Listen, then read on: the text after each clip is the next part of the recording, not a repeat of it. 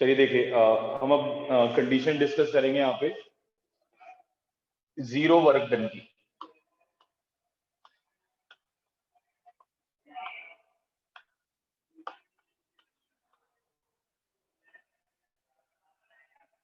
ठीक है, zero work done कब होगा, हमें ये कंडीशन डिस्कस करनी है। When the work done is said to be zero. देखिए हमें पता है W का फॉर्मूला Fs cos थीटा होता है।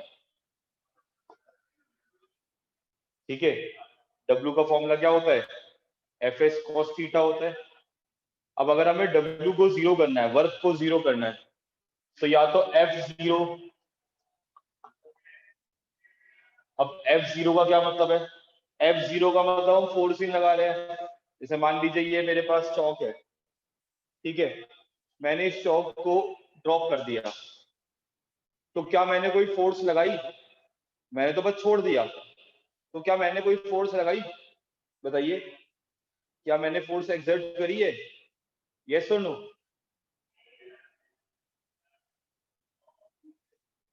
नहीं, यानी कि फोर्स जीरो हो गई, और जब फोर्स जीरो हो गई तो वर्क डन भी क्या हो जाएगा, जीरो हो जाएगा, है ना। अगर हम किसी बॉडी को फ्रीली फॉल कर रहे हैं तो मैंने तो कोई काम करा ही नहीं, मैंने कोई काम करा नहीं, करा क्यों, क्योंकि मैंने फोर्सिंग लगाई। जब मैंने फोर्सिंग लगाई तो वर्क डन कितना होगा मेरा, बताइए, वर्क डन कितना होगा, अगर फोर्स जीरो है तो जीरो होगा। यानी कि अगर F0 है तो F0 होने पर वर्क डन की वैल्यू भी क्या होगी, जीरो होगी। ठीक है, अब दूसरा पॉइंट है, अगर डिस्टेंस जीरो, मतलब वो डिस्टेंस ही कवर नहीं कर रहा है। अब डिस्टेंस ना कवर करने का क्या मतलब है, आप इस चीज को देखिए। डिस्टेंस ना कवर करने का मतलब ये है कि जैसे सपोज करें ये दीवार है, आप इस दीवार पे फोर्स लगा रहे हैं 1000 न्यूटन की, लेकिन ये अपनी दीवार अपनी जगह से हिल नहीं रही है, डिस्प्लेस नहीं हो रही है, तो कितना डिस्प्लेसमेंट हुआ, जीरो। डिस्टेंस जीरो हुआ, जब डिस्टेंस जीरो है तो वर्क डन भी जीरो है। आ रही है बात समझ में या नहीं? जैसे सपोज एक एग्जांपल और लेते हैं, मान लीजिए ये मेरे पास एक बॉडी है, ये हॉरिजॉन्टल सरफेस है, ठीक है, आप इधर की तरफ 10 न्यूटन फोर्स लगा रहे हैं और फ्रिक्शन है 15 न्यूटन का। आप इधर की तरफ फोर्स कितना लगा रहे हैं, 10 न्यूटन का, और फ्रिक्शन कितना है, 15 न्यूटन का। तो मुझे बताओ, क्या बॉडी अपनी जगह से हिलेगी, क्या बॉडी अपनी जगह से डिस्प्लेस होगी, नहीं होगी। और जब डिस्प्लेस ही नहीं होगी तो अगेन वर्क डन कितना होगा, जीरो होगा। आप फोर्स भी लगा रहे हो 10 न्यूटन की, लेकिन तब भी वर्क डन जीरो है, क्यों, क्योंकि आपकी फोर्स की वजह से बॉडी में डिस्प्लेसमेंट ही नहीं हो रहा, बॉडी अपनी जगह से डिस्प्लेस ही नहीं हो रही है। और जब बॉडी अपनी जगह से डिस्प्लेस ही नहीं हो रही है तो वर्क डन कितना होगा, वर्क डन जीरो होगा। समझ में आ गई बात या नहीं, बताइए क्लास।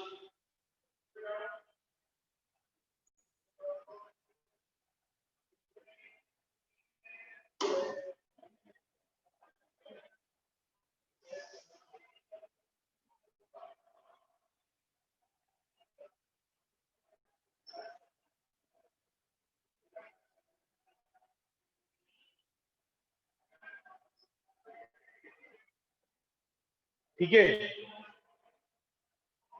लिख लीजिए, सब बच्चे अपनी अपनी कॉपी में लिख लें।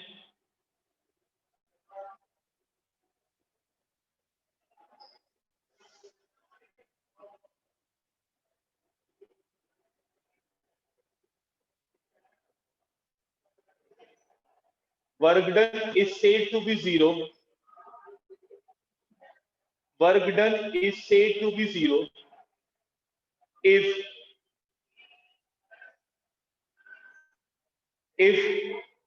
फर्स्ट पॉइंट लिखिए, फोर्स इज जीरो, इफ, उसके आगे फर्स्ट पॉइंट लिखिए, फोर्स इज 0। फिर नेक्स्ट लाइन में एग्जांपल लिखिए,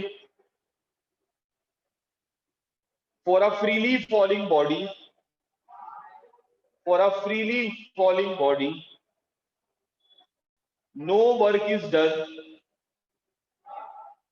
by a person, no work is done by a person।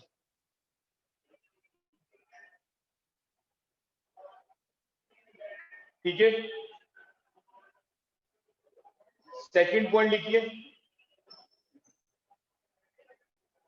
Distance is 0। Second point लिखिए, distance is 0।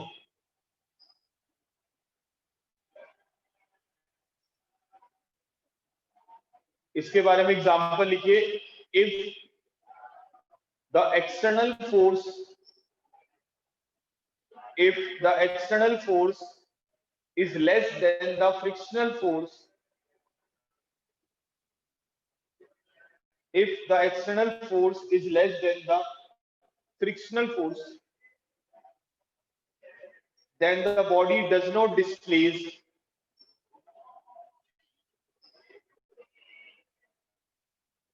so work done is 0, so work done is 0।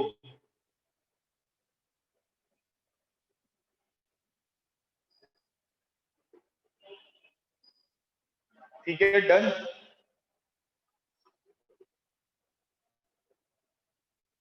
Is it clear?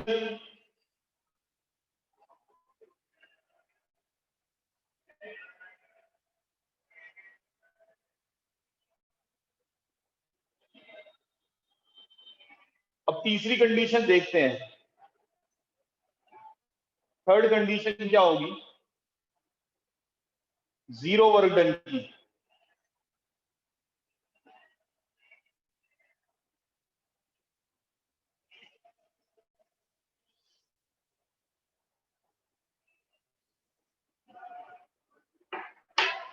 Third condition होगी class कि हमारे पास जो angle है, जो theta है, वो 90 degree हो जाए। थर्ड कंडीशन होगी हमारे पास, कॉस थीटा की वैल्यू क्या हो जाए, 0 हो जाए। कॉस थीटा 0 कब होता है, जब थीटा की वैल्यू क्या होती है, 90 डिग्री होती है, उस समय कॉस थीटा 0 होता है। कॉस 90 की वैल्यू क्या होती है, 0 होती है। ठीक है, मतलब बॉडी के ऊपर फोर्स भी लगा रहे हैं, बॉडी में डिस्टेंस से मूव कर रही है बॉडी, लेकिन तब भी वर्क डन 0 आ रहा है। सर ऐसा क्यों? देखिए, ऐसा इसलिए क्योंकि जैसे आप ये देखिए कि सपोज करें, मैं एग्जांपल लेके बता रहा हूं, अगर कोई बॉडी यूनिफॉर्म सर्कुलर मोशन कर रही है, अगर कोई बॉडी क्या कर रही है, यूनिफॉर्म सर्कुलर मोशन कर रही है, तो हमने पढ़ा था उसके ऊपर एक फोर्स रखते हैं जिसका नाम सेंट्रीपिटल फोर्स होता है, जो हमेशा सेंटर की तरफ लगती है, और जो डायरेक्शन ऑफ डिस्प्लेसमेंट होता है वो हमेशा टेंजेंशियली होता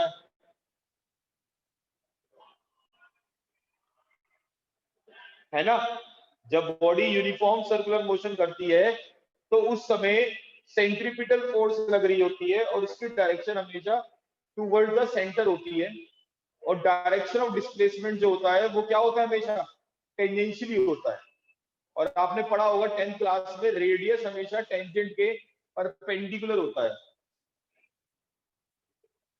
इसका मतलब ये है कि अगर कोई बॉडी यूनिफॉर्म सर्कुलर मोशन कर रही है तो उसके ऊपर कोई भी वर्क नहीं हो रहा, नो वर्क इज डन, कोई भी वर्क नहीं कर रहा। समझ में आ गई बात या नहीं आ रही है, बताइए।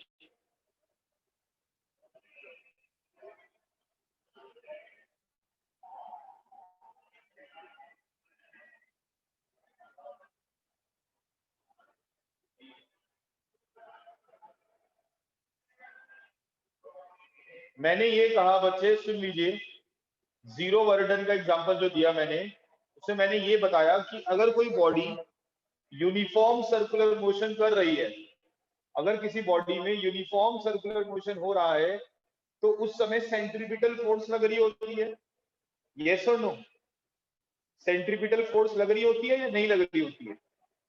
और centripetal force toward the centre होती है, ठीक है? और डायरेक्शन ऑफ डिस्प्लेसमेंट जो होता है वो 90 डिग्री पर होता है, टेंजेंशियली होता है, टेंजेंशियल रेडियस से क्या होता है, परपेंडिकुलर होता है। तो जब दोनों के बीच में 90 डिग्री एंगल बन जाएगा तो cos 90 की वैल्यू क्या होगी, 0, यानी कि वर्क डन कितना आएगा सेंट्रीपिटल फोर्स का, 0 आएगा, ठीक है? तो work done by the centripetal force is 0। Done, समझ में आ गया?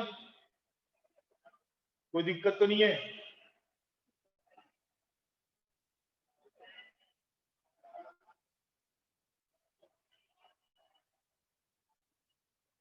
अब इसके और क्या क्या एग्जाम्पल है देखिए। अब एक बात समझिए, अगर वर्क डन 0 है तो इसका मतलब ये है कि ना तो उसकी काइनेटिक एनर्जी बढ़ रही है, काइनेटिक एनर्जी मैं आगे पढ़ाऊंगा, लेकिन आप सिंपल सी बात समझो, अगर हम किसी के ऊपर वर्क नहीं कर रहे हैं तो इसका मतलब ना तो उसकी एनर्जी बढ़ रही है ना उसकी एनर्जी घट रही है। किसी भी चीज को एनर्जी कब मिलती है, जब आप उस पर कोई वर्क करें, है ना? जब आप किसी पे वर्क करेंगे, जैसे मान लो चौक है, आपने जब वर्क करा, आपने वर्क करके इसे फेंका, तो आपने कुछ वर्क करा, उस वर्क ने क्या करा, इस चौक के अंदर क्या ला दी, काइनेटिक एनर्जी ला दी, यस और नो? तो जब आप वर्क करते हैं किसी बॉडी पे तभी तो एनर्जी आती है, जब आप वर्क ही नहीं करोगे तो एनर्जी कहां से आएगी? यानी कि अगर कोई बॉडी यूनिफॉर्म सर्कुलर मोशन कर रही होती है तो उस समय कोई वर्क तो होता नहीं, और जब वर्क ही नहीं होगा तो एनर्जी बढ़ेगी ना घटेगी। इसलिए हम ये कहते हैं, जैसे आपने पढ़ रखा होगा केमिस्ट्री में, कि इलेक्ट्रॉन जब न्यूक्लियस के चारों तरफ घूमता है तो उस इलेक्ट्रॉन की एनर्जी क्या होती है, कांस्टेंट होती है। क्या होती है एनर्जी? कांस्टेंट होती है। क्यों होती है कांस्टेंट? क्योंकि कोई वर्क ही नहीं कर रहा। कोई वर्क कर रहा है? नहीं कर रहा। आप कहोगे सर न्यूक्लियस तो फोर्स लगा रही है, फोर्स लगा रही है न्यूक्लियस, लेकिन देखो ना ऐसे ही तो कुछ कंडीशन बन रही है वहां पर भी, और जब वर्क ही नहीं होगा एनर्जी क्या होगी बच्चे, 0 होगी। एनर्जी ना तो बढ़ेगी ना घटेगी, एनर्जी का चेंज 0 होगा।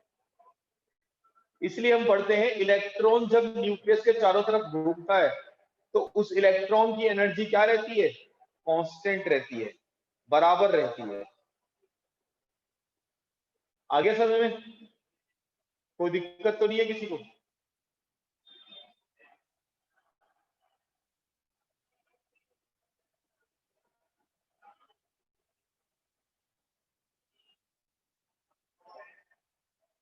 नेक्स्ट पॉइंट समझे आगे?